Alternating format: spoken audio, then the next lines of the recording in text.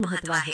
या काळात तीर्थस्नान किंवा अंघोळीच्या पाण्यात तीळ टाकून स्नान करावे, सूर्यदेवाला अर्घ्य द्यावे आणि त्यानंतर देवपूजा करून वाण म्हणजे दान द्यावे। यावर्षी तीळ आणि गूळ दान करण्याला विशेष महत्व आहे।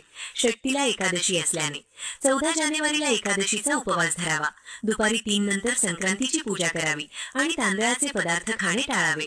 मकर संक्रांती सूर्याच्या गतीवर ठरते। इंग्रजी तारखेनुसार 14 किंवा 15 जानेवारी, तर रथसप्तमी ही तिथीवर म्हणजे माघ शुद्ध सप्तमीवर ठरते। यावर्षी माघ शुद्ध सप्तमी ही 25 जानेवारीला आल्यामुळे मकर संक्रांतीनंतर लवकरच रथसप्तमी आली आहे। त्यामुळे हळदी कुंकू करण्यासाठी तुम्हाला कमी दिवस म्हणजे 12 दिवस मिळणार आहेत। 14 जानेवारी ते 25 जानेवारी या 12 दिवसातच तुम्हाला तुमचे हळदी कुंकूचे कार्यक्रम आटोपावे लागतील।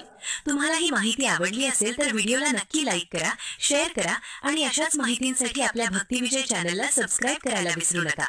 भेटूया पुढच्या व्हिडिओमध्ये।